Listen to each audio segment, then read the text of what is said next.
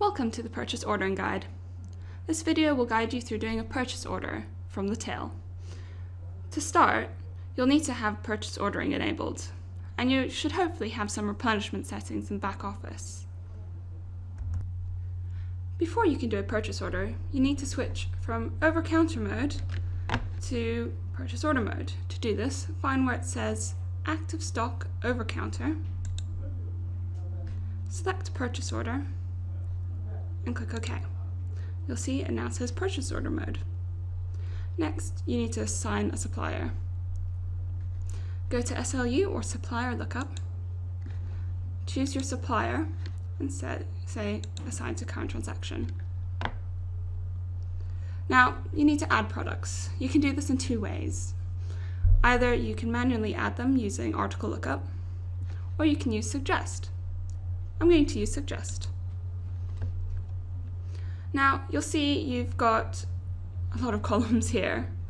You've got customer orders. So, for instance, if you've got customers that have ordered things in the past that you haven't had in stock at the time, but you want to replenish your stock so that you can give your customers what they've ordered, you'll see the value of their orders here. I don't have any of those.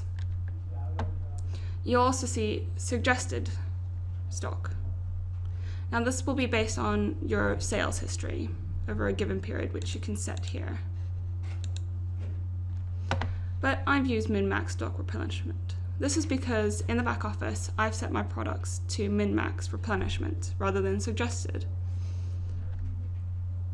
Now, I can select these boxes, and this will update the total order value. As you can see, if I deselect min-max stock replenishment, it clears the order value. Now, I can also see why, something is going to cost me that much. To do this, I'll double click on a box, and this will show me which products are being ordered and how many are going to be ordered. Once I've selected the order value that I want, I can then go to Add to Purchase Order. My products are now showing up here at the top. I might want to add one or two more products that weren't suggested, so I can go to Article Lookup and select a few. So I'm going to select these and add. Okay, I've already got one of those products in the transaction, so I'll click No. And these I've added with quantities of 1, which I can change. So I might want to type in a 5 and click away. I might also think, actually, I've got 11 of these in stock. Do I really need more at the time? Not really. Okay, I'll click Clear and remove that line. Now, your supplier also might say that you can only order in multiples of something. So I can go press pack size, and I'll see that the supplier says that I have to order in multiples of 5. I'm ordering 19 at the moment, but it's suggested that I pack that up to 20. I can use pack up or pack down to switch between suggested order quantities. So I'm going to pack down to 15. And maybe I'll just go with the suggested quantities for now. Okay. Once I've, set out the products that I want to order, got the right quantities in, the supplier won't yell at me for any reason, I can then go press print. This is now going to open up a document showing your company's address, and then the supplier's address. We'll show the order reference, which will be very useful later on, as well as the date of the order. This will show what products are being ordered and the quantity. You'll then want to print or save, and then close that.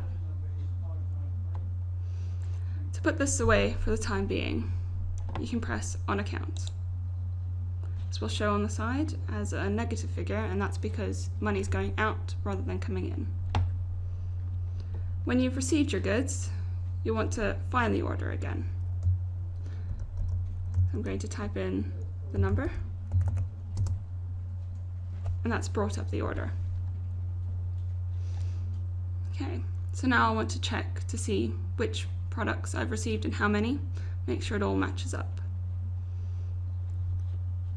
If a supplier said that they can't send something because they've stopped selling it, or if they said that they can't give you all of the product because they've started to run out, you can remove the payment and edit the transaction. So for instance, the supplier said that they can't send any of the green squares. I'm going to clear that. They've also said that they can only send 15 of the purple squares, so I'm going to edit that. When I've changed everything I need to, I'll press on account.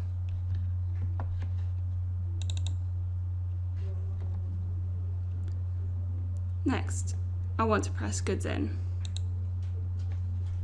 As you can see in this window, it will show you all of the products from the supplier, and will also show you what's expected. Now, for blue circles, I'm expecting 15, but say the supplier has only sent 13 or 10 rather, and they are planning on sending the rest later.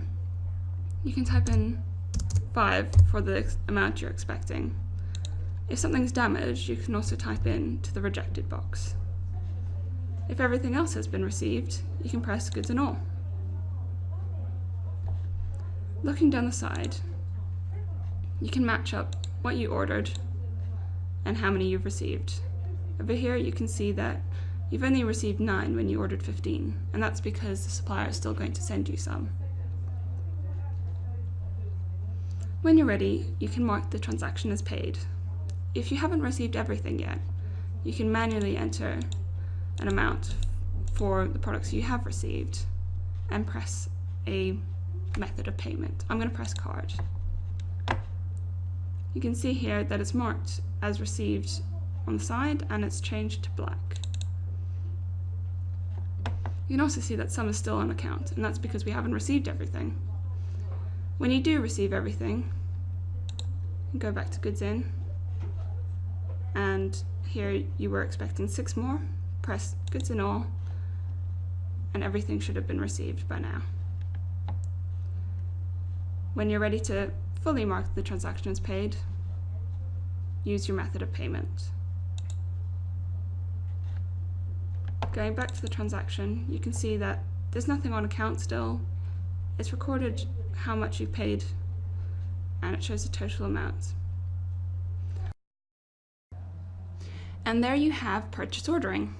Thank you for watching, and don't forget that if you have any further questions, you can call us on 0845 680 0127 and we'll be more than happy to help.